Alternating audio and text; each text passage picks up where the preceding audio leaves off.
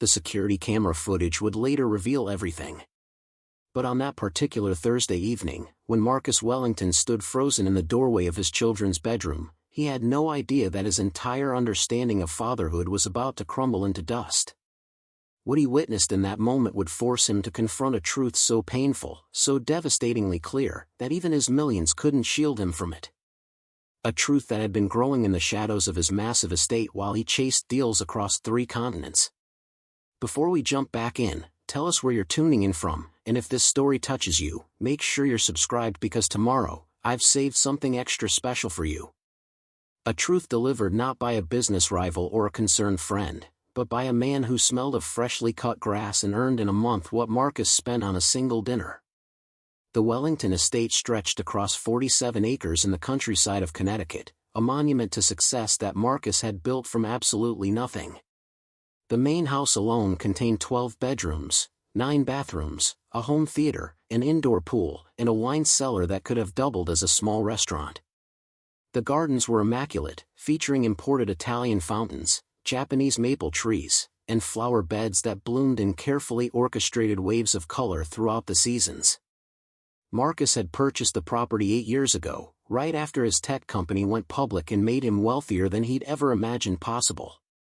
He was 32 then, newly married to Amanda, a former model turned lifestyle influencer who had her own substantial following and income. Together, they were the picture of modern success. Young, attractive, wealthy, and seemingly unstoppable. The twins, Sophie and Oliver, arrived 2 years after they moved into the estate. The pregnancy had been difficult, the delivery complicated, and the first few months of parenthood had been overwhelming in ways that neither Marcus nor Amanda had anticipated. They hired help immediately. A night nurse first, then a day nanny, then eventually a small staff to manage the household while they returned to their demanding careers. Marcus told himself it was necessary. His company was expanding rapidly, acquiring smaller competitors, breaking into international markets.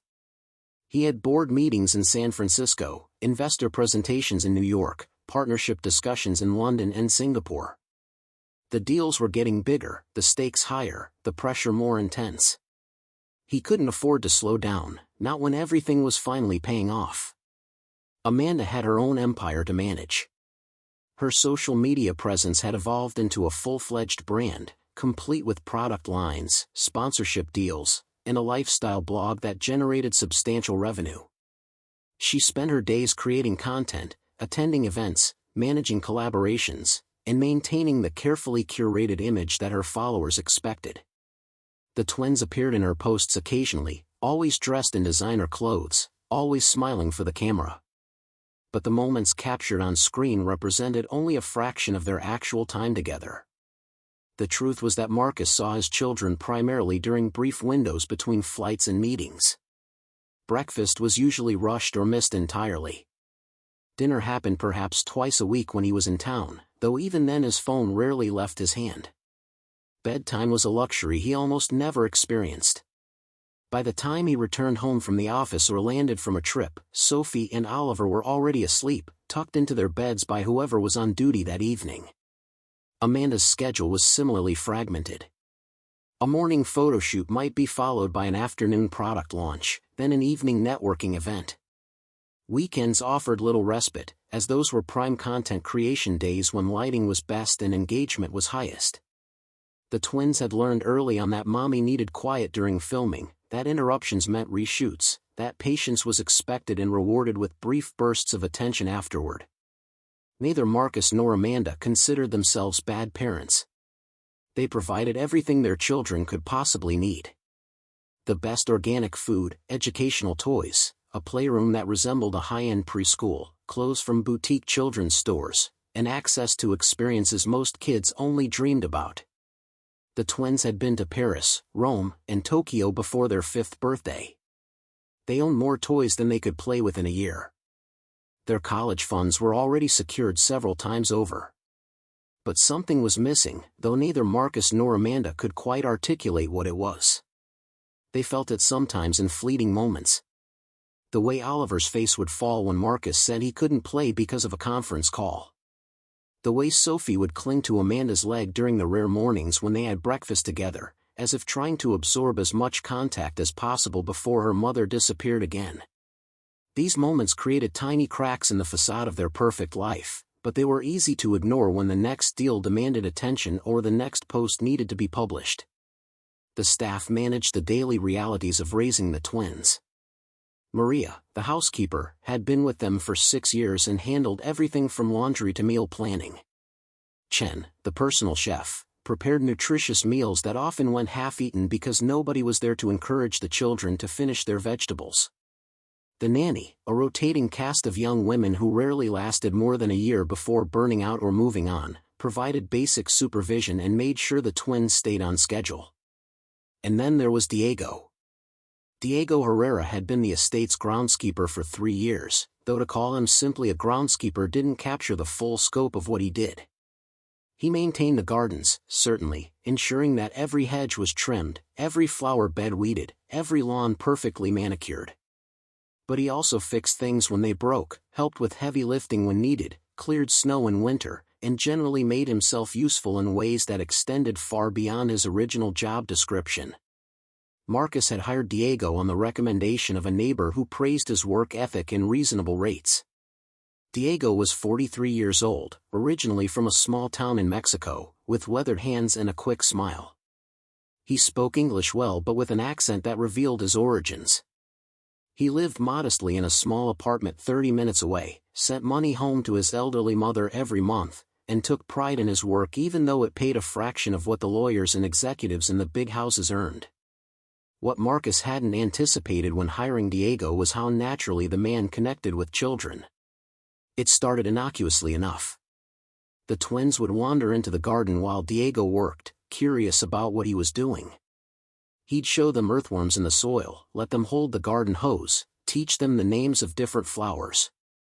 Sophie loved the roses and would watch in fascination as Diego carefully pruned them.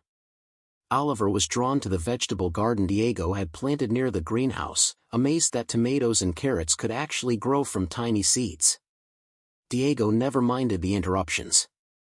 While other staff members sometimes grew impatient with the twins' endless questions and boundless energy, Diego seemed to genuinely enjoy their company.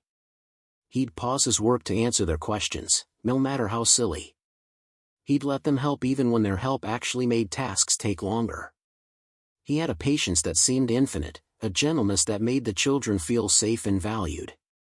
Over time, their interactions extended beyond the garden. If Diego was working near the house when the twins finished lunch, they'd run outside to see him. If he was repairing a fence or trimming hedges near the driveway when they returned from their occasional outings, they'd wave enthusiastically from the car window. Maria noticed at first how the children's faces would light up when they spotted Diego, how they'd talk about him during dinner even when their parents weren't present to hear. Diego began to time his work strategically, though he'd never have admitted it outright. If he knew the twins usually played outside around 3 in the afternoon, he'd make sure to be working on something nearby. Not hovering, not seeking them out, but simply available if they chose to wander over. And they always did.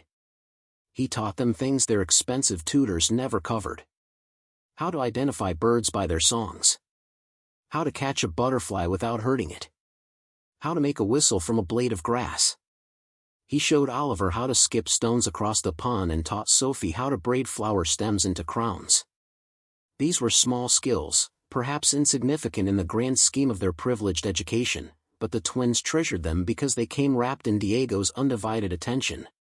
Marcus was vaguely aware of this dynamic but didn't think much of it.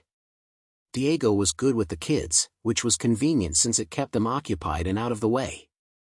Amanda occasionally filmed content featuring the gardens, and she'd noticed how well-maintained everything was, though she rarely interacted with Diego directly beyond a polite greeting. To both parents, Diego remained mostly invisible, just another person they paid to keep their world running smoothly. Preparing and narrating this story took us a lot of time, so if you are enjoying it, subscribe to our channel, it means a lot to us. Now back to the story. The shift happened gradually, so slowly that nobody recognized it was happening until the pattern was already deeply established. The twins began to seek out Diego not just for entertainment but for comfort. When Oliver scraped his knee falling off his bike, he ran crying not to Maria or the nanny but to Diego, who was trimming bushes nearby. Diego cleaned the wound gently, applied a bandage he kept in his toolkit for such occasions, and told Oliver a funny story about when he fell from a tree as a boy until the tears stopped and laughter took their place. When Sophie had a nightmare one afternoon during her nap, she woke up scared and disoriented. The nanny was on a phone call and told her to go play quietly. Sophie wandered outside instead, finding Diego planting new flowers near the terrace. She didn't say anything about the nightmare, just stood nearby watching him work until her breathing steadied and the fear faded. Diego seemed to understand without words. He simply made space for her presence, occasionally commenting on what he was doing in a calm, steady voice until she felt anchored again. The twins started inventing reasons to be wherever Diego was. They'd volunteer to help carry tools, to water plants, to sweep up fallen leaves. Tasks that would have been chores with anyone else became adventures with Diego. He had a way of making everything feel important, of treating their small contributions as genuinely valuable. When Oliver helped him plant a row of marigolds, Diego took a photo with his old phone and showed the boy how nicely he'd done it. When Sophie identified a butterfly correctly using a name Diego had taught her weeks earlier, he praised her memory with genuine pride. Their conversations ranged across everything. Diego told them stories about growing up in Mexico, about his mother's cooking, about the donkey his family had owned, about festivals where everyone in town would gather to celebrate. The twins were fascinated by this glimpse into a life so different from their own. They asked endless questions. What games did he play? What was his school like? Did he have toys? Diego answered everything honestly, painting a picture of a childhood rich in family and community even if it lacked material wealth. In return, the twins shared their own thoughts and feelings with a candor they showed few others. Sophie confessed that she sometimes felt lonely even though she had Oliver and all their toys. Oliver admitted that he wished his parents would play with him more. These weren't complaints exactly, just observations delivered with the matter-of-fact honesty of young children who didn't yet know to hide their emotional truths. Diego listened without judgment, validating their feelings without speaking negatively about Marcus or Amanda. He'd say things like, "Your parents must work very hard to give you such a beautiful home," or "I'm sure your mother and father love you very much, even when they're busy." He never positioned himself as a replacement or superior option. He was simply present, consistently and reliably, in ways their parents were not. The routine solidified over months. Weather permitting, the twins spent hours outside with Diego. He'd work while they played nearby, occasionally pulling them into small collaborative projects. He showed them how to build a simple bird feeder from a milk carton. They helped him create a small herb garden in containers near the kitchen door, and Chin the chef was impressed when the children proudly presented him with fresh basil and mint they'd grown themselves. Rainy days were harder. The twins would press their faces against the windows, disappointed to be stuck inside. Diego worked in the greenhouse on those days, and sometimes the children would convince whoever was watching them to let them run out in raincoats just to say hello. Diego would let them stay for a few minutes, showing them seedlings sprouting or letting them help mist the plants with a spray bottle before sending them back inside so they wouldn't catch cold. Evening was the most difficult time. That was when the twins were typically at loose ends, their energy still high but the day's activities winding down. The nanny would try to engage them with educational videos or quiet play, preparing them for dinner and bedtime. But Sophie and Oliver would often grow restless, difficult to settle. It was on one such evening, about 6 months before the incident that would change everything, that the bedtime story tradition began. Diego had worked late that day, finishing a project that had taken longer than expected. As he was packing his tools away near the garage, he heard crying from inside the house. The twins' bedroom window was open to let in the spring air, and Sophie's distressed voice carried clearly across the darkening lawn. Diego hesitated. It wasn't his place to intrude on household matters. But the crying continued, and he heard the nanny's frustrated voice telling Sophie to calm down and go to sleep. He heard Oliver trying to comfort his sister, his small voice saying, "Don't cry, Sophie. I'm here. Don't cry." Unable to help himself, Diego approached the window. He kept a respectful distance, not wanting to startle anyone or seem like he was spying. The window was at ground level, looking into a room that glowed with nightlights shaped like stars. He could see the twins in their separate beds, Sophie still crying softly while Oliver watched from across the room. "Hey," Diego called softly. "Why so sad?" Both children's heads turned immediately. "Diego," they exclaimed in unison. Sophie's tears stopped mid-sob. "I didn't mean to bother you," Diego said. "I was just finishing work and heard crying. Is everything okay?" "Sophie's scared," Oliver reported. "She says there might be monsters." "Ah," Diego nodded seriously, as if this were a completely reasonable concern. "Monsters are very tricky. But you know what they really don't like? Stories. Especially happy stories. Makes them very uncomfortable, and they leave right away." "Really?" Sophie asked, her voice still shaky but curious now. "Oh yes," Diego assured her. "Would you like me to tell you a happy story to make the monsters leave?" Both children nodded eagerly. The nanny appeared in the doorway then, looking tired and irritated by the disturbance. She glanced at Diego outside the window, seemed about to say something, then apparently decided she didn't care as long as the children settled down. She disappeared back down the hallway. Diego pulled over a wooden crate that had been left near the garage and sat down where the children could see him through the window. The evening air was cool but not cold. A breeze carried the scent of jasmine from the garden. He began to tell them a story, one his own mother had told him as a child, about a brave little rabbit who outsmarted a coyote. He told it slowly, with different voices for each character, adding details to stretch it out. The twins listened raptly, their eyes growing heavy as his voice washed over them. By the time the clever rabbit made it safely home to his family, both Sophie and Oliver were drowsy and calm. Diego finished the story, wished them sweet dreams, and quietly left before anyone else noticed he'd been there. The next evening, the children asked the nanny if Diego could tell them another story. She shrugged, seeing no harm in it. Diego happened to be working in the garden anyway, making his presence at the window easy to arrange. This time he told them about a little girl who could talk to the moon, and the advice the moon gave her about being brave. It became a pattern.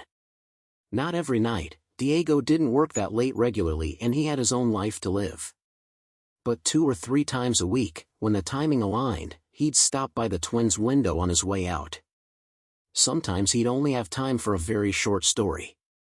Other times he'd spin out elaborate tales that lasted 20 or 30 minutes, fantastical adventures featuring children who discovered magical gardens or befriended talking animals or went on quests to help their villages.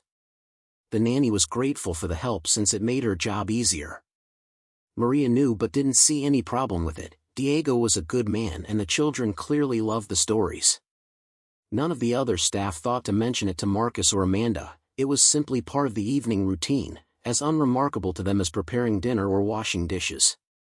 To Sophie and Oliver, however, these bedtime stories became the highlight of their day. They'd wait eagerly for the evenings when Diego's truck was still in the driveway as dinner finished. They'd rush through their bath time and toothbrushing, practically dragging whoever was supervising them back to their rooms so they'd be ready when Diego appeared at the window. The stories Diego told were different from anything they heard elsewhere. The educational programs they watched were informative but sterile. The books the nanny read to them were professionally written but impersonal. Diego's stories felt alive, filled with emotion and detail pulled from his own experiences and imagination. He made them laugh with silly characters and touched their hearts with themes of family and loyalty and courage. Sometimes he'd incorporate things from the twins' own lives into the stories. After Oliver mentioned being nervous about swimming lessons, Diego told a story about a young fish who was afraid of deep water but learned to be brave with his sister's encouragement. When Sophie expressed frustration about not being able to master a puzzle, Diego told a tale about a girl who built a magnificent castle one stone at a time, learning that patience and persistence were more important than immediate success. Through these stories, Diego taught lessons that the twins absorbed without realizing they were being taught. Lessons about kindness, honesty, resilience, and empathy. Lessons about appreciating what you have and working hard for what you want. Lessons about family and friendship and the importance of being true to yourself. The twins would replay these stories to each other the next day, acting them out in their playroom or adding their own variations in the garden. Oliver would pretend to be the brave rabbit, Sophie would be the girl who talked to the moon. The stories became part of their internal world, shaping how they understood themselves and their place in the world. Marcus and Amanda remained largely unaware of this entire dimension of their children's lives. When they did spend time with the twins, which was admittedly rare, the children occasionally referenced things from Diego's stories. But these references were so brief and the parents so distracted that they didn't register as significant. Marcus assumed the stories came from some television program or book he wasn't familiar with. Amanda occasionally wondered where the children were picking up certain phrases or ideas but never investigated deeply enough to find out. There were moments when the disconnect might have become visible. One Sunday afternoon, Amanda was home and decided to spend quality time with the twins, partially to create content for her followers about being a hands-on mother. She suggested they do arts and crafts together, setting up an elaborate station with expensive supplies she'd received from a sponsorship deal. But Sophie wanted to go outside to see if Diego was working. When Amanda explained that it was Sunday and Diego had the day off, Sophie's disappointment was so profound that it derailed the entire afternoon. She grew pouty and uncooperative, and the carefully planned content shoot fell apart. Amanda felt frustrated and vaguely hurt, though she couldn't quite identify why. The implication that her daughter preferred the gardener's company to hers was too uncomfortable to examine directly. Marcus had his own version of this experience. He'd returned from a week-long trip to Singapore and came home excited to see the children. He arrived in time for dinner, which rarely happened, and found Sophie and Oliver at the table with Maria. They greeted him pleasantly enough but without the explosive enthusiasm he'd expected. During the meal, they kept talking about something called the brave rabbit, and Marcus couldn't follow the conversation. He felt like an outsider in his own home, excluded from a private world his children inhabited without him. He tried to redirect their attention, asking about school and what they'd been learning. They answered dutifully but briefly, clearly more interested in discussing the brave rabbit and something about a magical tree. Marcus felt a flash of irritation. He'd flown halfway around the world, exhausted himself in meeting after meeting, all to provide for this family, and his children seemed barely interested in his presence. But the irritation faded quickly, replaced by guilt and a vague unease. He told himself they were just excited about something they'd seen or read, that it was normal for children to be absorbed in their own interests. He had an early morning meeting the next day anyway, so he cut dinner short, kissed the twins on their foreheads, and retreated to his home office to prepare. The months continued in this fashion. Marcus and Amanda moved through their busy lives, always meaning to spend more time with the children, always finding reasons why tomorrow would be better than today.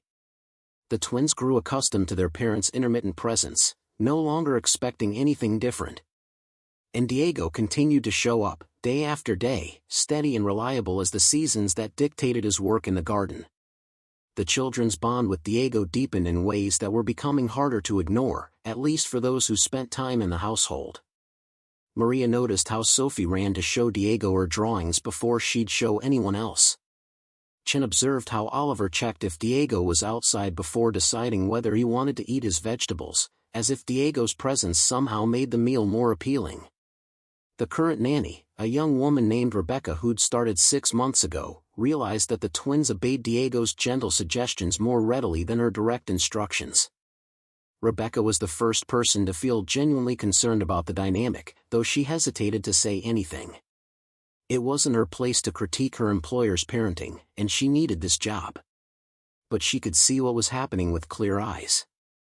These children were forming their primary attachment not to their mother or father but to a man who pruned their hedges and mowed their lawn.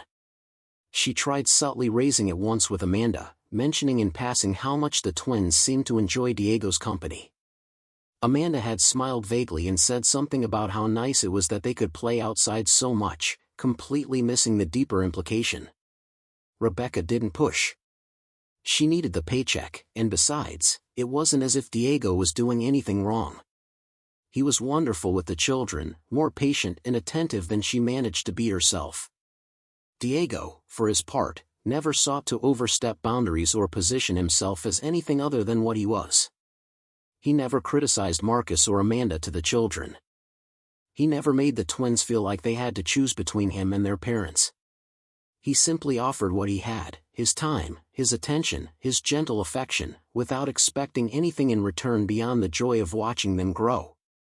But he worried sometimes. Late at night in his small apartment, heating up a simple dinner and calling his mother like he did every evening, he'd think about Sophie and Oliver. He recognized what was happening even if no one else did. Those children were transferring needs that should have been met by their parents onto him. They were seeking from a gardener what they couldn't find in their own home: consistency, presence, unconditional attention. Diego knew this arrangement was temporary and ultimately inadequate. He couldn't replace their parents. He shouldn't have to. But what was the alternative? Pull away from children who clearly needed someone?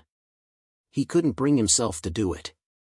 So he continued showing up, continued being present, continued offering the simple gift of his attention, even as a small voice in his head warned him that this situation was unsustainable. The tension between the life the Wellingtons appeared to have and the reality they actually lived continued to grow, invisible to the two people at the center of it. From the outside, they had everything. From the inside, the foundation was cracking. Sophie began having separation anxiety specifically related to Diego. On days when bad weather kept her inside and away from the gardens, she'd grow anxious and difficult to manage. Oliver developed a habit of drawing pictures specifically for Diego, keeping a stack of them to present whenever they next saw him. These weren't just casual scribbles but detailed works that took time and effort, visual love letters from a child to the adult who made him feel valued. The twins started referring to Diego in ways that would have alarmed Marcus and Amanda had they been around to hear it. They'd talk about what Diego would think of things, what Diego would do in certain situations, what Diego had taught them. He became their reference point, their moral compass, their standard for how adults should behave. One afternoon, Sophie and Oliver were playing house in their elaborate playroom. Sophie was playing the mommy, Oliver the daddy. But instead of mimicking what their actual parents did, arriving home late, checking phones, rushing through interactions, they played out scenes that reflected Diego's gentle attention. The mommy in their game sat and listened. The daddy stopped what he was doing when the children wanted to show him something. They were channeling not the adults they lived with but the adult who consistently showed them love. Rebecca watched this play session with a heavy heart. She recognized what it meant. These children didn't even have a template in their own home for what parental presence looked like. They were borrowing it from the gardener who told them bedtime stories through an open window. The situation might have continued indefinitely, slowly calcifying into a permanent dynamic that everyone just accepted, except for what happened on that Thursday evening in late October. The day had been beautiful, warm for the season with bright sunshine that painted the garden in golden light. Diego had spent the afternoon aerating the lawn and planting bulbs that would bloom in spring. The twins had been at school for most of the day but came out to help when they got home, digging small holes for tulip bulbs while Diego supervised and encouraged. As the sun began to set, Diego checked his watch. He'd promised to meet a friend for dinner, a rare social engagement that he'd been looking forward to. He needed to finish up and leave soon. But the twins' bedtime was approaching, and he could see the anticipation in their faces. They'd been especially clingy that afternoon, and he suspected something was bothering them though they hadn't articulated what. "I have to go soon," Diego told them gently as he packed away his tools. "I have plans tonight." "But what about our story?" Sophie asked, her face falling. "Can't you stay just for a little bit?" Oliver added. Diego hesitated. He really shouldn't. His friend was already being flexible meeting him at all given their conflicting schedules. But the twins looked so disappointed, and he could never quite resist when they asked so directly. "A very short story," he finally agreed. "But then I really do have to leave." The children cheered and ran inside to get ready for bed. Diego called his friend to warn he might be a few minutes late, then made his way to his usual spot outside their window as the last light faded from the sky. What Diego didn't know was that Marcus had come home early, which almost never happened. A deal he'd been negotiating had fallen through at the last minute, and rather than stay in the city and drown his frustration in drinks with colleagues, he'd impulsively decided to come home. He'd driven up the long driveway just as the sun set, parking his luxury sedan and walking into the house with his briefcase and a tension headache. The house was quiet. Maria had left for the day. Chin was cleaning up the kitchen. Rebecca was in the laundry room folding clothes. Marcus stood in his grand foyer feeling oddly like a visitor in his own home. He thought about pouring a drink and going to his office to work, which was his usual routine. But something made him pause. He could hear voices upstairs. Children's voices. His children. When was the last time he'd been home at bedtime? He couldn't actually remember. Maybe he should go say goodnight, be present for once like Amanda kept gently suggesting he should try to do more often. Marcus climbed the curved staircase, his expensive shoes silent on the plush carpet. He could hear the twins talking excitedly about something, their voices high and happy. A small smile touched his lips. At least they seemed happy. All the money, all the work, it was worth it if it gave them a good life. He approached their bedroom door, which stood ajar. But as he reached for the handle, he heard another voice. A man's voice, speaking in accented English, coming from the direction of the window. Marcus froze. Marcus moved closer to the doorway, his confusion deepening with each step. The voice continued, warm and animated, weaving a tale about a fox who learned to share his forest with a family of rabbits. Through the gap in the door, Marcus could see his children tucked into their beds, faces turned toward the window where the evening darkness had settled. But there, framed in the soft glow of the nightlights, was a figure seated on something outside, visible through the open window. It took Marcus a moment to recognize Diego. The groundskeeper. The man he paid to maintain his gardens and occasionally fix things around the property. What on earth was he doing at his children's bedroom window at this hour? Marcus's first instinct was alarm.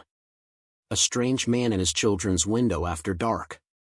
Every parental protection instinct flared to life. His hand reached for his phone, ready to call security or the police. But then he actually listened to what was happening. Diego wasn't threatening the children. He was telling them a story. His voice rose and fell with theatrical emphasis as he gave different characters distinct voices. Sophie and Oliver were completely engrossed, occasionally giggling at a funny part or gasping at a moment of suspense. There was an intimacy to the scene that stopped Marcus cold, something about it felt practiced, routine, as if this had happened many times before. Marcus stood frozen in the hallway, unable to move forward or back. He watched as Diego finished the story, his voice gentle as he described the fox and rabbits becoming friends and learning to help each other. The twins sighed with contentment when the tale concluded. "That was a good one, Diego," Oliver said sleepily. "Can you tell us another one tomorrow?" Sophie asked, already yawning. "Maybe," Diego replied softly. "If I'm working late again. But now you two need to sleep. Sweet dreams, little ones." "Sweet dreams, Diego," they chorused. "We love you," Sophie added, her voice already drowsy. Marcus felt something crack inside his chest. "We love you." His daughter had just told the gardener she loved him. When was the last time she'd said those words to Marcus himself? He tried to remember and came up empty. Diego stood from whatever he'd been sitting on, stretching slightly. "Sleep well. I'll see you tomorrow in the garden." As Diego's footsteps retreated across the lawn, Marcus finally moved. He pushed open the bedroom door fully and stepped inside. Both children's eyes flew open in surprise. They'd been drifting towards sleep but snapped to attention at his unexpected presence. "Daddy," Oliver said, more surprised than excited. "You're home," Sophie added, sitting up slightly in bed. Marcus struggled to find words. What he wanted to ask was why the gardener had just been at their window telling them bedtime stories. What he wanted to demand was how long this had been going on. But looking at his children's faces, clearly uncertain about why he was there. He realized he couldn't start with accusations or anger. "I came home early," Marcus said, his voice not quite steady. "I wanted to say goodnight." "Oh," Sophie said. "That's nice." The politeness in her tone cut deeper than hostility would have. She spoke to him the way one might address a distant relative who showed up unexpectedly. Pleasant but reserved. There was none of the warmth she'd used with Diego moments before.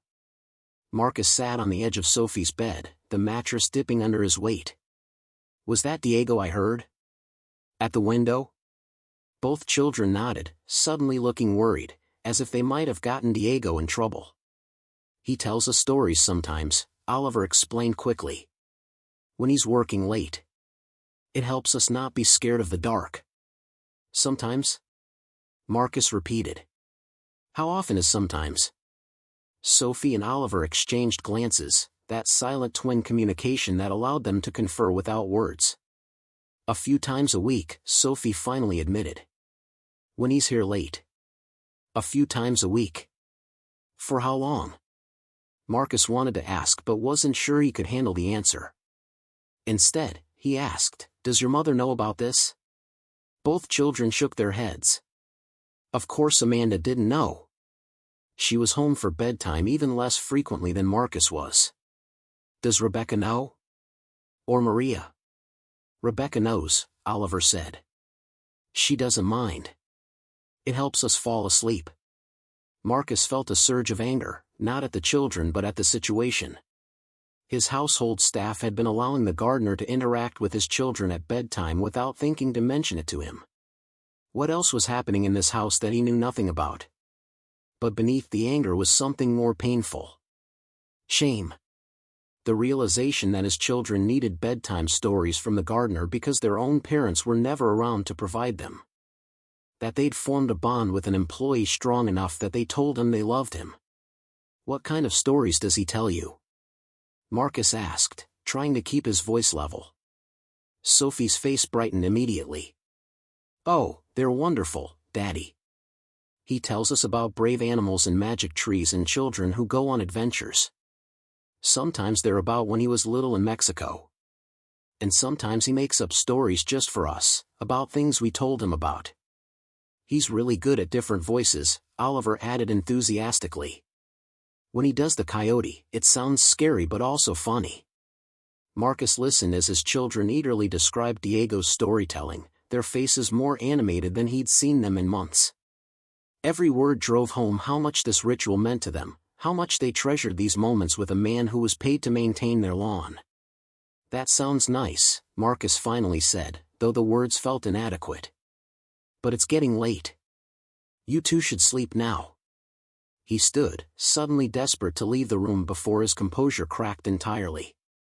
He kissed each child on the forehead, mechanical gestures that felt hollow. They accepted the kisses politely, like small obligations to be endured. "Good night, Daddy," they said in unison. "Good night," he managed, then left quickly. Marcus didn't go to his office or pour that drink he'd been thinking about earlier. Instead, he found himself walking through the house in a daze, seeing it with new eyes. This enormous mansion that he'd purchased as a symbol of his success suddenly felt like a mausoleum. Beautiful and cold and empty of the things that actually mattered. He ended up in the kitchen where Chin was finishing the evening cleanup. The chef looked surprised to see him. "Mr. Wellington, can I get you something? Dinner? I have leftover salmon from the children's meal." "The children ate already?" Marcus asked, though of course they had. It was past 8. "Yes, sir." "At 6, as usual." As usual. Marcus had no idea what his children's usual dinner time was. He had no idea what they typically ate, what their favorite foods were, whether they still struggled with vegetables or had started trying new things. "Chen, how long has Diego been telling bedtime stories to Sophie and Oliver?" The chef paused in his wiping of the counter, clearly uncomfortable with the question. "I'm not entirely sure, sir. Several months, I think. Maria would know better than me." "Several months." This had been going on for several months, and Marcus was only just discovering it now. Does it seem strange to you? Marcus asked. The groundskeeper telling bedtime stories? Chin chose his words carefully. It seems kind. Diego is a good man. The children clearly enjoy the stories. I don't think there's anything improper about it, if that's what you're asking. That's not what I'm asking, Marcus said, though he wasn't entirely sure what he was asking. He thanked Chen and left the kitchen, his thoughts churning. He found Rebecca in the laundry room, sorting tiny clothes. She looked up nervously when he entered, clearly sensing something was wrong. Mr. Wellington, is everything okay? How long have you known about Diego and the bedtime stories? Rebecca's face confirmed she understood immediately what he was talking about. Since I started working here, about 6 months ago. It was already happening when I arrived. And you didn't think to mention it to me or Mrs. Wellington? I didn't think it was a problem, Rebecca stammered. The children love the stories, and it makes my job easier when they settle down peacefully. Diego is completely appropriate. He stays outside the window. He never comes into the house or asks anything of them. He just tells them stories and says goodnight. Marcus realized he was taking his frustration out on someone who didn't deserve it. I'm not angry with you, Rebecca. I just wish someone had told me. With respect, sir, Rebecca said quietly, would it have mattered if someone had told you? You're almost never here for bedtime. The words hung in the air between them. Rebecca looked horrified that she'd spoken so bluntly to her employer. She opened her mouth to apologize, but Marcus raised a hand to stop her. You're right, he said simply. I'm never here. He left Rebecca to her laundry and climbed the stairs to the master bedroom. The room was huge, with a king bed that could have slept 4 people, a sitting area with a fireplace, and an ensuite bathroom the size of most people's entire bedrooms. Amanda's side of the closet was full of designer clothes, most with tags still attached. Marcus's side held rows of nearly identical expensive suits. They had all of this. This enormous house, this beautiful property, this life of luxury that millions of people dreamed about. And their children were seeking comfort from the man who trimmed the hedges. Marcus sat on the edge of the bed and did something he rarely allowed himself to do. He thought honestly about his life. Not the version he presented to investors and business partners, not the carefully curated image Amanda shared on social media, but the reality underneath. He barely knew his children. He could tell you their ages, their names, some basic facts. But their personalities, their fears, their dreams, their daily experiences, all of that was a mystery to him. If someone asked him what Sophie's favorite color was or what Oliver wanted to be when he grew up, Marcus couldn't answer. He didn't know what made them laugh or what nightmares woke them or what they talked about when they played together. He was a stranger living in the same house with 2 small people he'd helped create. And it had taken the gardener's presence at their window to make him see it. Marcus pulled out his phone and called Amanda. It rang 4 times before she answered, music and voices loud in the background. Marcus? Is everything okay? I'm at an event. When are you coming home? Not until late. This is the product launch I told you about, remember? It's important for the brand. Is something wrong? When was the last time you put the kids to bed? There was a pause. I don't know. A few weeks ago, maybe. Marcus, what's going on? You're scaring me. Did you know Diego has been telling them bedtime stories? Through their window? Diego the gardener? No, I didn't know that. Is that a problem? They told him they love him, Amanda. Another pause, longer this time. The background noise faded slightly as Amanda apparently moved to a quieter location. What do you mean they told him they love him? Marcus explained what he'd witnessed, the practiced routine, the obvious affection between Diego and the children. As he talked, he heard Amanda's breathing change, becoming faster and more shallow. Oh God, she finally whispered. How did we let this happen? We're never here, Marcus said simply. That's how. I have to go, Amanda said suddenly. I need to think. We'll talk when I get home. She hung up before Marcus could respond.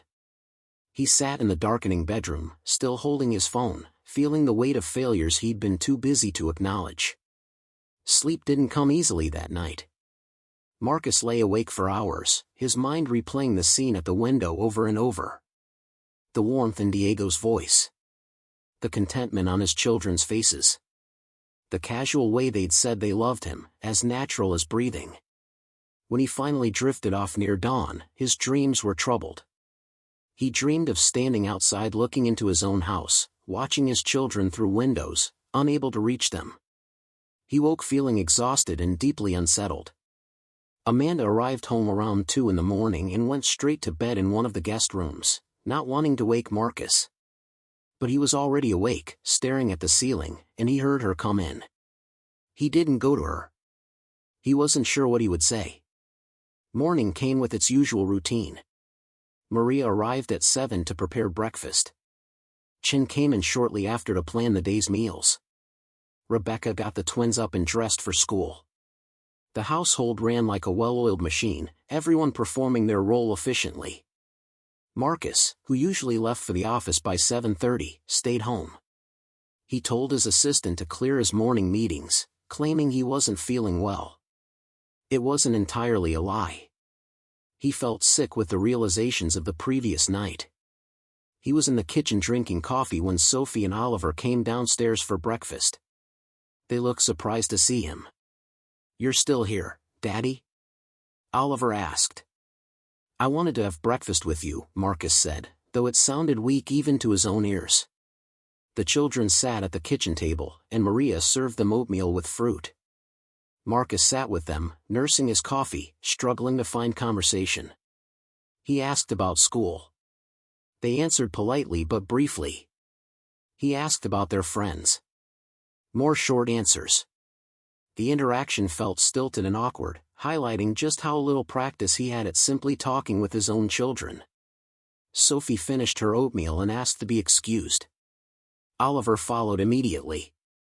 They ran off to brush their teeth before school, leaving Marcus sitting alone at the table feeling foolish. Amanda appeared around 8:30, looking tired and worried. She'd clearly not slept well either. They didn't speak, just exchanged looks that communicated they needed to have a serious conversation but not in front of the staff. After the children left for school, Marcus and Amanda shut themselves in his home office. It was the first time they'd had a real conversation, just the two of them, in weeks. "I've been thinking about it all night," Amanda started. "How did we get here? When did we stop being parents?" "We've always been parents," Marcus said, but the protest sounded hollow. "No, we've been providers. That's different. We provide money, resources, opportunities. But actual parenting? Being present? We outsource that. We work hard so they can have the best life possible. But what kind of life is it if we're not in it?" Amanda's voice cracked. "They're bonding with the gardener, Marcus. Not with us. With the man we pay to mow the lawn." "Diego seems like a good person," Marcus said, not sure why he was defending him. "I'm sure he is. That's not the point. The point is that our children are getting what they need from him because they're not getting it from us." They sat in silence for a moment, the truth settling over them like a heavy blanket. "What do we do?" Marcus finally asked. "I don't know," Amanda admitted. "Do we fire Diego? That feels like punishing him for being kind. And it would devastate the kids. We can't fire him for being nice to our children. That's insane. Then what? Do we just let it continue? Accept that the gardener is more of a father figure to them than you are?" The words stung, but Marcus couldn't deny them. "Maybe we need to be here more. Actually be present. That sounds good in theory, but how? Your company is in a critical growth phase. My brand is finally taking off. We can't just walk away from everything we've built. But if we lose our kids in the process, what's the point?" Amanda's eyes filled with tears. "I don't know how to do this. Be a real mother. I mean, I know how in theory, but I'm so out of practice. I barely know them anymore. What they like, what they're afraid of, what makes them happy. Same, Marcus admitted quietly. They spent the next hour talking more honestly than they had in years. About how their priorities had shifted gradually over time until work consumed everything. About how easy it had been to tell themselves that providing material comfort was the same as providing love. About how neither of them had grown up with particularly attentive parents and how they'd unconsciously recreated the same dynamic with their own children. I think I need to step back from some commitments, Amanda finally said. Not entirely, but enough to actually be home sometimes. Real parenting can't happen in 5-minute increments between meetings. I need to do the same, Marcus agreed. I've been telling myself the company needs me, but the truth is I have a leadership team. They can handle more than I give them credit for. It was a start. A beginning acknowledgement that something needed to change. But acknowledgement and action were different things, and neither of them was sure they actually had the courage to follow through. That afternoon, Diego returned to work as usual. He had no idea that his bedtime story routine had been discovered or that it had sparked a crisis in the Wellington household. He went about his tasks, pruning some bushes near the terrace and checking on the plants in the greenhouse. When the twins arrived home from school, they ran out to greet him as they always did. Marcus watched from a window in his office, seeing the way their faces lit up at the sight of Diego. The way they hugged him unselfconsciously. The way he gave them his full attention, kneeling down to their level to hear about their day. Marcus felt a complicated mix of emotions. Jealousy, certainly. Shame, definitely. But also, surprisingly, gratitude. Because if Diego hadn't been there, who would have shown his children what attention and care looked like? They'd have grown up in an emotional desert, all their needs met except the most important ones. He left his office and walked outside. Diego looked up as Marcus approached, his expression neutral but wary. The children stopped mid-sentence, sensing a shift in the atmosphere. "Mr. Wellington," Diego said respectfully, standing up. "Is there something you need?" Marcus had planned what he wanted to say, but now that he was standing here, the words scattered. He looked at Diego, really looked at him, perhaps for the first time since hiring him 3 years ago. He saw a man with kind eyes and work-worn hands, someone who showed up consistently and gave generously of himself without expecting recognition or reward. "I heard you last night," Marcus finally said. At the children's window. The bedtime story. Diego's face went carefully blank. "I apologize if I overstepped, sir. It started innocently, and I should have asked permission. If you'd like me to stop, I will." "Do you want to stop?" Marcus asked. The question clearly surprised Diego. "No, sir. I enjoy the stories. And I think they help the children. But I understand if you feel it's inappropriate." Sophie and Oliver had gone very still, looking between their father and Diego with worried expressions.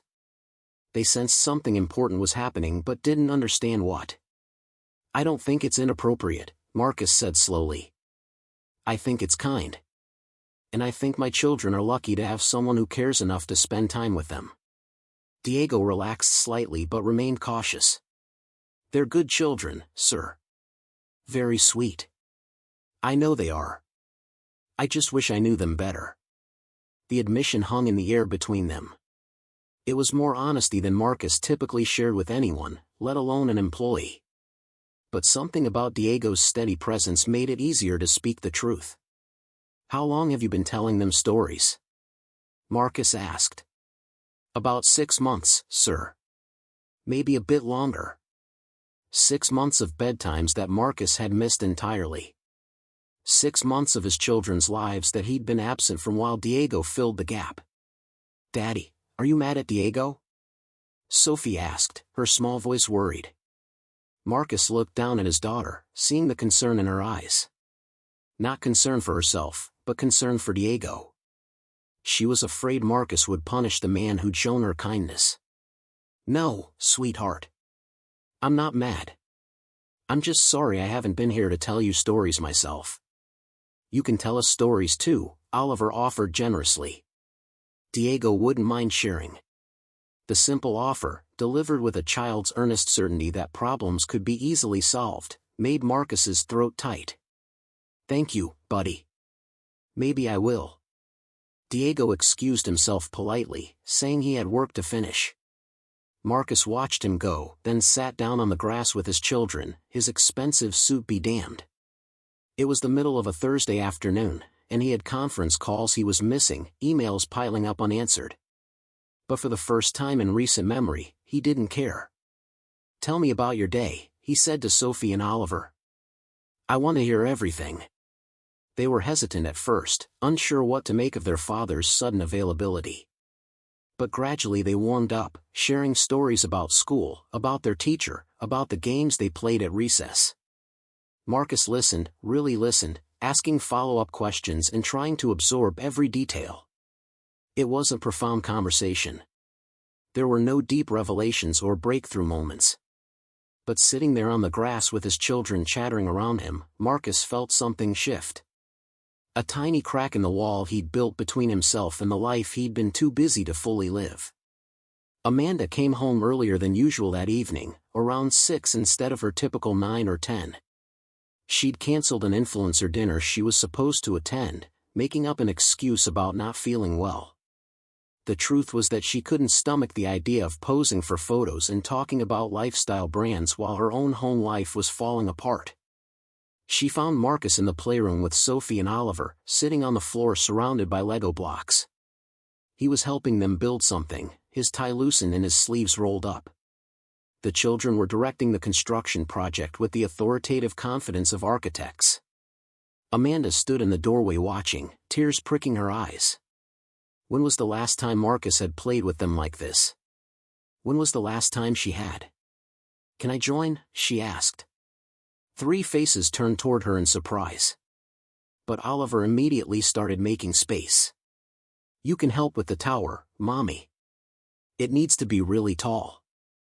Amanda sat down, not caring that her designer jeans would get dusty. She took the blocks Oliver handed her and began stacking them according to his instructions. It felt awkward and unfamiliar, this simple act of play.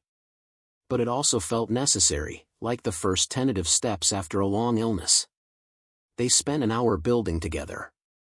The structure they created was lopsided and would definitely collapse, but it existed. And for 1 hour, both Marcus and Amanda were fully present, phones put away, attention undivided. When it was time for dinner, they ate together as a family. All 4 of them at the table, no phones, no distractions. Chin had prepared the meal, but Amanda made a mental note to start learning to cook some simple dishes herself. Marcus carved the chicken, a small domestic act that felt both foreign and important. The conversation was still somewhat stilted. They were all out of practice at being a family. But it was happening, and that was something.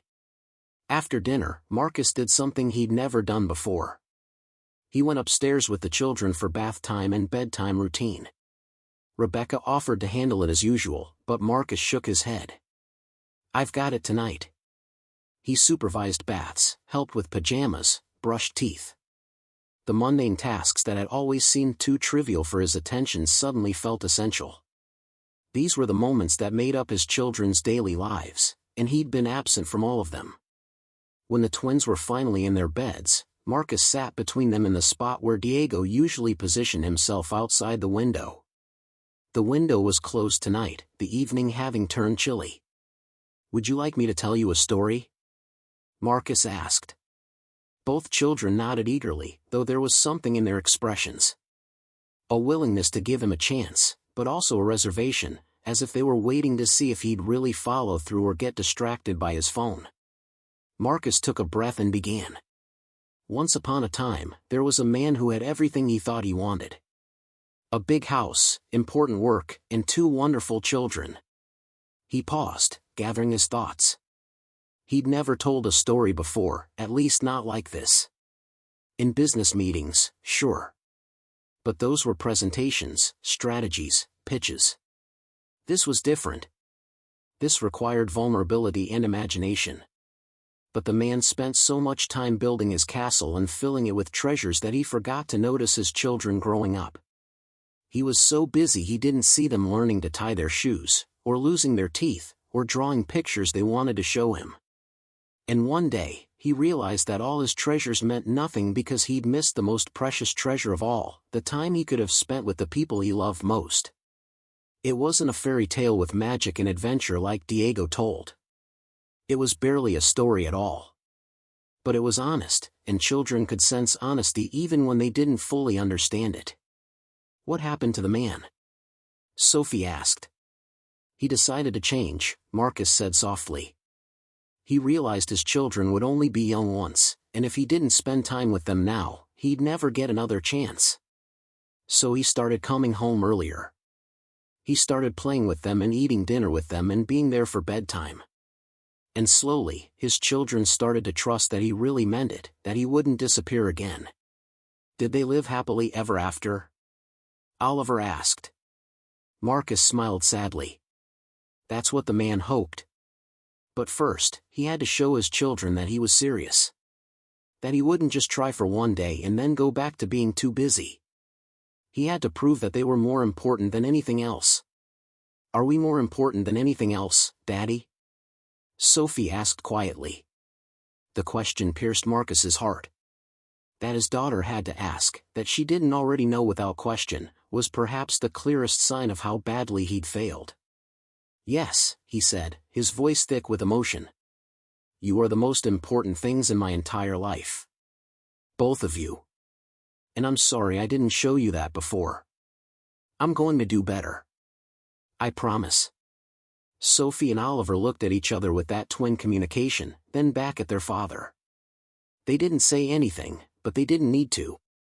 Their expressions said they wanted to believe him but had been disappointed too many times to fully trust yet. Marcus kissed them both good night and turned out the lights, leaving the nightlight on as usual. As he left the room, he heard Oliver whisper to Sophie, "Do you think he really means it?" "I don't know," Sophie whispered back. "Maybe." Their doubt was fair. He'd have to earn back their trust, and it would take time. Consistency. Actual presence, not just promises. Marcus found Amanda in their bedroom, sitting on the bed with her laptop open but not actually working. She looked up when he entered. "How did it go?"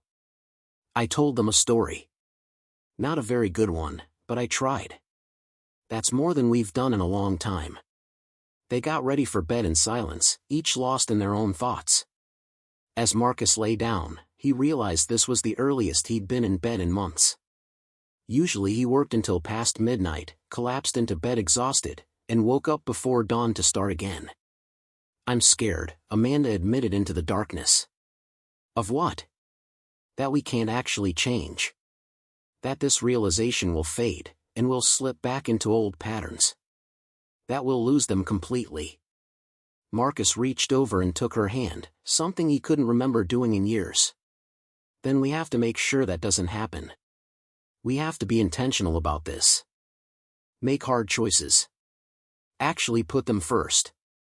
It sounds so simple when you say it like that. But it's not simple. "No," Amanda agreed.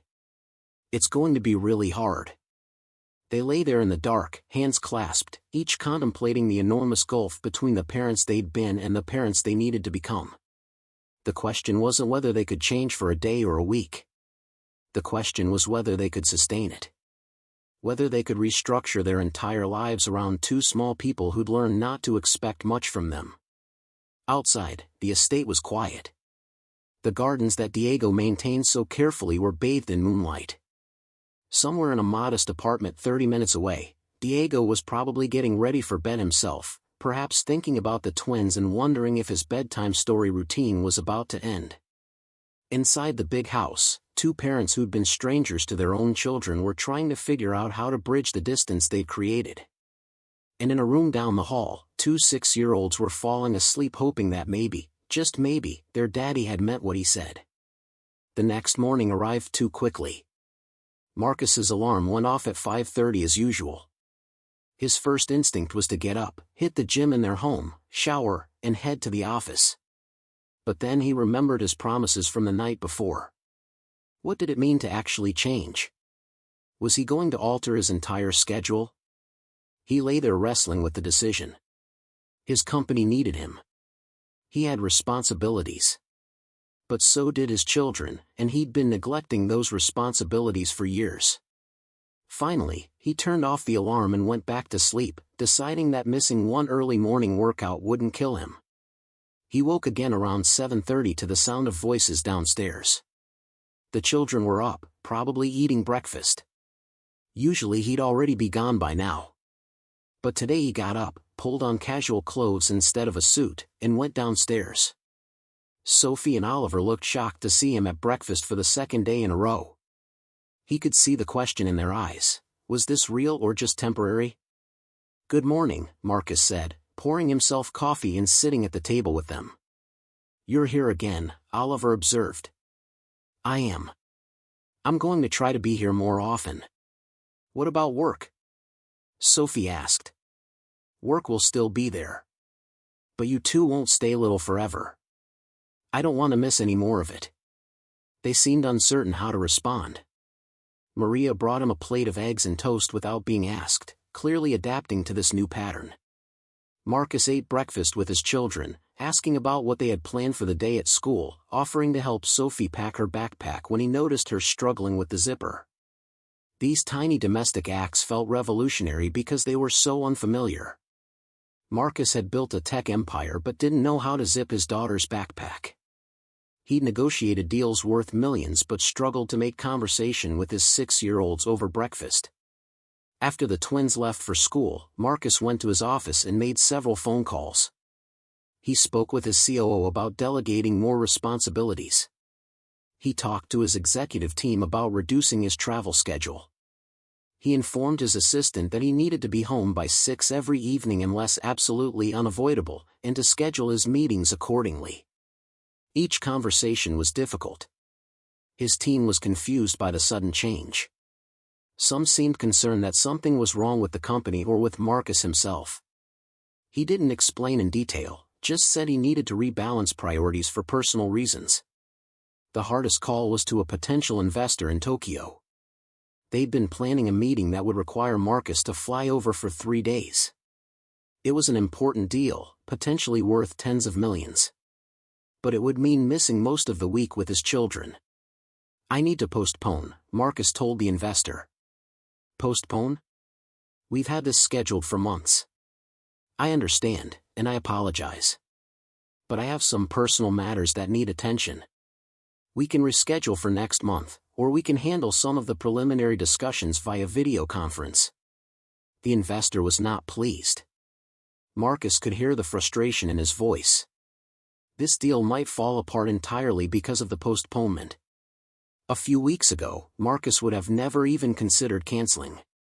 But sitting in his home office, thinking about his children eating breakfast without him morning after morning, he held firm. "I need to postpone," he repeated. "I hope you'll understand." Amanda was making similar changes. She spent the morning going through her calendar with her manager, identifying which commitments were actually essential and which could be reduced or eliminated. A photo shoot that would take all weekend? Could it be condensed into one day? An event that required her to fly to Los Angeles? Could she send a representative instead? Her manager was worried. "Amanda, you've worked so hard to build this brand. If you start turning things down, people will go with someone else." "Maybe," Amanda acknowledged. "But I have to take that risk. My children are 6 years old. They need me now. The brand can wait. The brand might not be here if you wait. Then I'll rebuild it later. Or find something else. But I can't rebuild missing their childhood. That's a one-time opportunity." It was terrifying, choosing her children over her career. Everything she'd built could crumble. But the alternative, continuing on the same path and losing her children's hearts entirely, was even more terrifying. That afternoon, when Sophie and Oliver came home from school, both Marcus and Amanda were there to greet them. The children's surprise was almost comical. They literally stopped in the doorway, looking between their parents as if they'd entered the wrong house. "You're both here?" Oliver said. "We are," Amanda confirmed. "We thought we could all do something together." maybe go to the park? The park was a 20-minute drive, a public space with playgrounds and walking trails that they'd driven past countless times but never visited as a family. The twins grabbed their jackets excitedly, barely able to believe this was actually happening. At the park, Marcus and Amanda felt like aliens observing human behavior. Other families made it look easy. Parents pushing their kids on swings, playing catch, having picnics on the grass. Marcus and Amanda watched and tried to copy, feeling self-conscious and awkward. But Sophie and Oliver didn't care about awkwardness. They just cared that their parents were there. When Oliver wanted to climb the jungle gym, Marcus spotted him even though he had no idea what proper spotting technique looked like. When Sophie wanted to swing, Amanda pushed her even though her timing was off and the motion jerky. They stayed until the sun began to set, until both children were tired and happy. On the drive home, Sophie fell asleep in her car seat, a small smile on her face. Oliver stayed awake but quiet, clutching an interesting rock he'd found, content in a way Marcus rarely saw him. That evening, Diego came by for his usual bedtime story. Marcus could have stopped him, could have said it was no longer necessary since he was home now. The weeks that followed tested Marcus and Amanda in ways they hadn't anticipated. Changing their schedules was one thing. Actually showing up consistently and learning how to be present parents was something else entirely. They stumbled constantly, made mistakes, forgot things, and had to relearn basic aspects of their children's lives that they should have never lost track of in the first place. Marcus discovered that Oliver had been struggling with reading for months. The school had sent home notices about it, but those notices had gone to Rebecca, who'd filed them away assuming the parents knew. When Marcus finally sat down to help with homework, he realized his son was nearly a full grade level behind in literacy. The guilt was crushing. How had he not known? How had he been so absent that his own child's academic struggles went completely unnoticed? He hired a tutor, but more importantly, he started reading with Oliver every night. They worked through simple books together, Marcus patiently sounding out words alongside his son, celebrating small victories when Oliver successfully decoded a difficult passage. It was slow, frustrating work that required patience Marcus didn't naturally possess. But he pushed through his own impatience because the alternative, going back to ignorance and absence, was unacceptable. Amanda learned that Sophie had developed intense anxiety about being left alone. The little girl would panic if she woke up and didn't immediately hear adult voices nearby. The nannies had managed this by always staying within earshot, but Amanda had never known it was happening. When she tucked Sophie in one night and started to leave, her daughter's face crumpled with fear. "Don't go far, Mommy. Please stay close. I'll be right downstairs, sweetheart." "But what if I need you and you're not here?" The question revealed years of learned helplessness. Sophie had needed her mother countless times, and her mother hadn't been there. Why would this time be any different? Amanda ended up moving a comfortable chair into the hallway outside the twins' room. She sat there every evening for 2 weeks, reading or working on her laptop, making sure Sophie could hear her if she called out. Slowly, the anxiety began to ease. Sophie started to trust that her mother wouldn't disappear, that calling out would actually bring comfort instead of echoing into emptiness. Diego continued his bedtime story routine, but the dynamic shifted. Now when he arrived at the window, Marcus or Amanda would often be in the room too. Sometimes they'd listen to Diego's stories, learning his techniques and his gentle way of weaving lessons into entertainment. Sometimes Diego would arrive to find the parents already telling their own stories, and he'd wave goodnight and leave quietly, pleased to see the family coming together. One evening, Marcus invited Diego to come inside rather than tell the story through the window. It was raining, cold and miserable, and it seemed cruel to make him sit outside. Diego hesitated, clearly uncomfortable crossing that boundary between employee and something more personal. But Marcus insisted, and Diego eventually accepted. Sitting in the twins' bedroom, Diego was even more impressive. He had props in his toolkit, a small carved wooden bird he'd made, a smooth stone from a river in Mexico, a dried flower he used to illustrate a story about a garden that only bloomed for kind people. Sophie and Oliver were mesmerized, and Marcus and Amanda sat in the corner watching, learning how to capture their children's imagination. After the story, when the twins were asleep, Marcus walked Diego downstairs. They stood in the grand foyer, an awkward moment of two men from very different worlds trying to navigate a relationship that had become more complicated than employer and employee. "Thank you," Marcus said. "For being there for them when I wasn't." Diego shifted uncomfortably. "You don't need to thank me, sir. I care about them. They're good kids. You could have done the minimum. Just maintain the gardens and gone home. But you gave them more than that. You gave them your time and attention and affection. That's not nothing. With respect, Mr. Wellington, it's not my place to give them what their parents should give them. I'm glad I could help, but I'm also glad you're stepping up now. They need you more than they need me." The words were gentle but honest. Diego wasn't trying to replace Marcus. He'd simply filled a vacuum that shouldn't have existed. Now that Marcus was present, Diego was happy to step back. "I hope you'll keep telling them stories sometimes," Marcus said. "Not because I can or won't, but because they love you. That bond you've built with them is real and valuable." Diego's eyes grew moist. In 3 years of working for the Wellingtons, this was the first time Marcus had acknowledged him as a person rather than a function. "I'd like that very much, sir." "Thank you." They shook hands, a gesture of mutual respect that transcended their different stations in life. As Diego left, Marcus felt something shift inside himself. He'd spent so long viewing people in transactional terms, what they could do for him, what value they provided to his goals. Diego had taught him, without ever intending to, that real value often came from the simplest acts of human kindness. Amanda's transformation was equally profound but manifested differently. She'd built her entire adult identity around her brand, her image, her carefully curated online presence.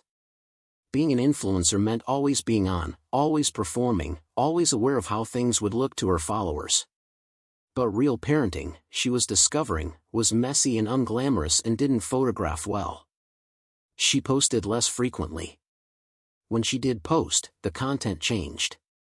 Instead of perfectly styled shots of her designer clothes and luxury experiences, she shared more honest moments. A photo of flour-covered hands after attempting to bake cookies with the twins. A video of Oliver laughing at one of her terrible jokes. A candid shot of Sophie's artwork taped to their refrigerator. Her followers noticed the change. Some loved it, finding this more authentic version of Amanda more relatable. Others complained that she'd lost her aspirational quality, that they followed her for glamour, not everyday domestic life.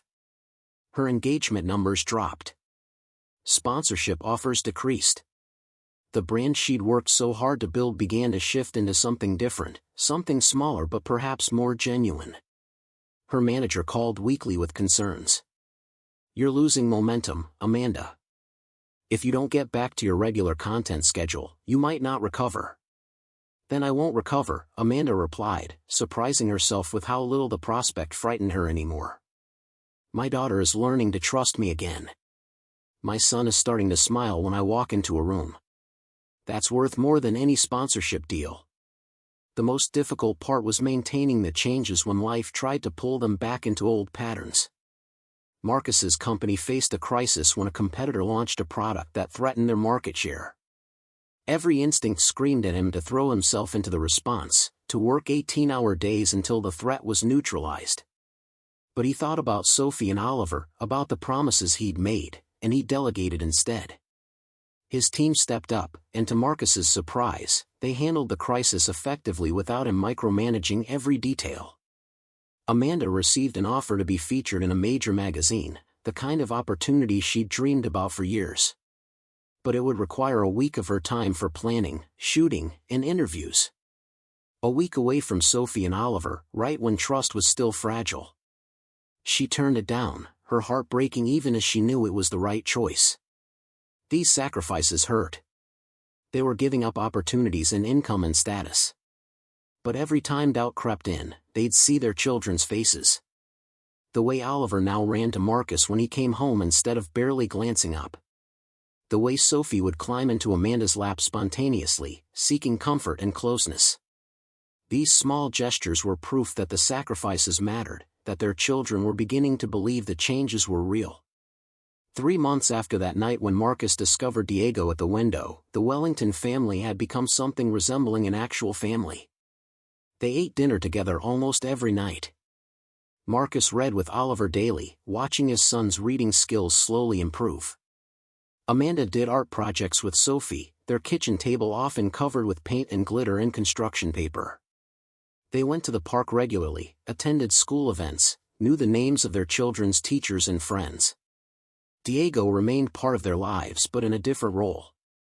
He still maintained the gardens, but now he was also welcomed into the house for occasional dinners. Sophie and Oliver still ran to greet him when he arrived, but they ran to greet their parents too now, their affection expanding rather than transferring.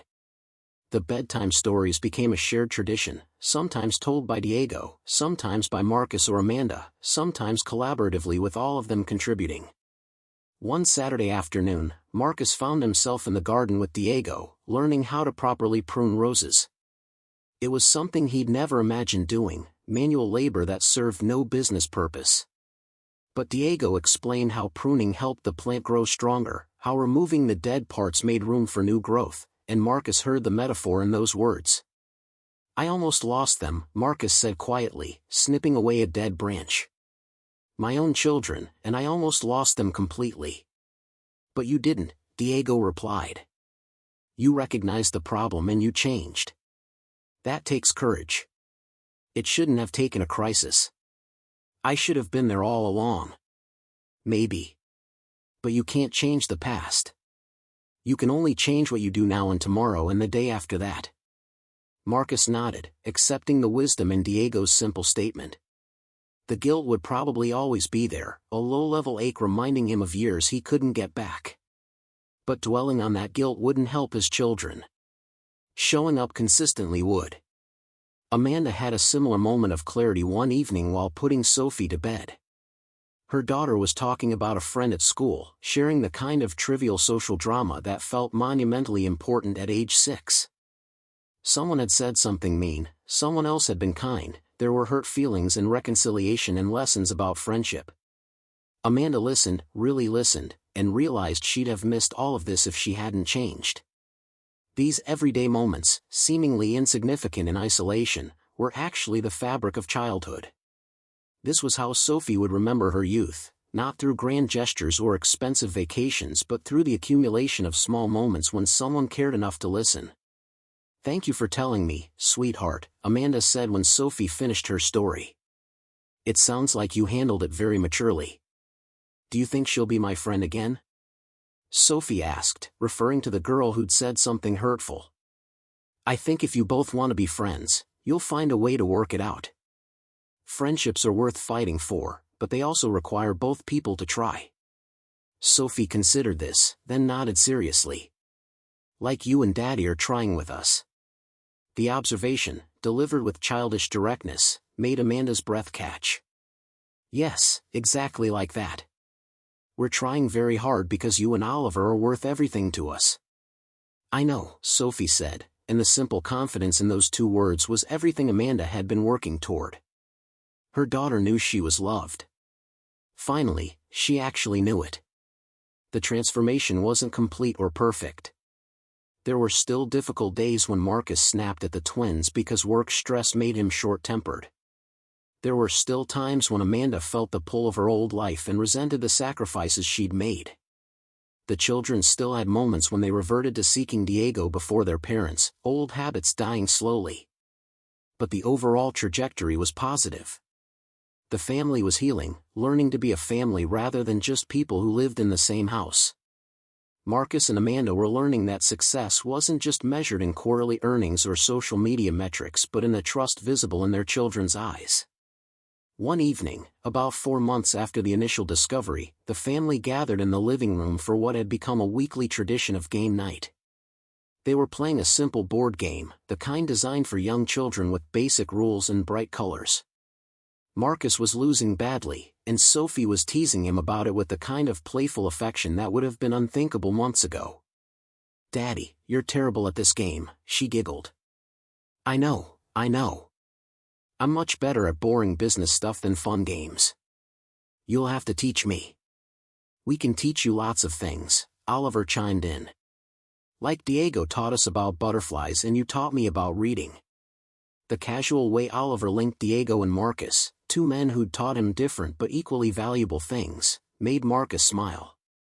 There was no competition in the child's mind, no sense that one man was superior to the other. Just gratitude for the different gifts each had offered. Amanda captured a photo of the moment, not for social media but for themselves. Marcus with his arm around Oliver, Sophie leaning against her mother's shoulder, all four of them laughing at something silly. It wasn't a perfect photo. The lighting was bad, people's eyes were half closed, there was clutter visible in the background. But it was real, and that made it more valuable than any of the professionally staged images that filled Amanda's past portfolio. Later that night, after the twins were asleep, Marcus and Amanda sat together on their bedroom balcony, looking out over the estate. The gardens were dark, Diego having finished his work hours ago. The house was quiet except for the gentle sounds of children breathing in a nearby room. "Do you ever regret it?" Marcus asked. "Stepping back from everything we built?" Amanda thought about the question honestly. "Sometimes. I miss aspects of it. The excitement, the validation, the sense of accomplishment. But then I think about what I would have missed if we hadn't changed, and no, I don't regret it. My company's stock is down. The board is questioning my commitment. I might lose my CEO position if things don't turn around. How do you feel about that?" Marcus was quiet for a long moment. "Scared. My identity has been tied to that company for so long. But also, strangely okay. Because even if I lose the company, I won't lose my children. Not again." They sat in comfortable silence, two people who'd nearly destroyed their family through neglect and were now slowly rebuilding it through intentional presence. It wasn't a fairy tale ending where everything became perfect. They still struggled. They still made mistakes. But they were trying, genuinely trying, and that effort mattered. The story of the Wellington family would continue long after this moment. There would be more challenges ahead, teenage years that would test them in new ways, continued pressure to prioritize career over family, moments when they'd fail and have to recommit. But they'd learn something essential. That children don't need perfect parents with unlimited resources. They need present parents who show up consistently and love them unconditionally. Diego would remain part of their story too. He'd watch Sophie and Oliver grow, celebrating their achievements and comforting their disappointments. Years later, when the twins graduated from high school, Diego would be there in the audience, tears streaming down his weathered face as these children he'd loved so well walked across the stage. And Sophie and Oliver would grow up remembering not just one father figure but two. Marcus, who'd made mistakes but found the courage to change. And Diego, who'd shown them what unconditional kindness looked like when they needed it most. Both men had shaped them, taught them, loved them. There was room in their hearts for both. The lesson was clear and powerful. Wealth and success meant nothing if they came at the cost of the relationships that gave life meaning. Time was the most valuable resource, and how you spent it revealed your true priorities. Children needed presence more than presents, attention more than amenities. Marcus and Amanda had nearly learned this lesson too late. But they'd learned it, and that learning had saved their family. They'd discovered that the most important work they'd ever do wasn't building companies or brands but building relationships with two small people who'd been given their names and deserved so much more than their physical inheritance. As they sat on that balcony, Marcus reached over and took Amanda's hand. They'd been married for years but had spent so little of that time actually together, truly present with each other and their children. They'd been two people pursuing individual success while calling it a family.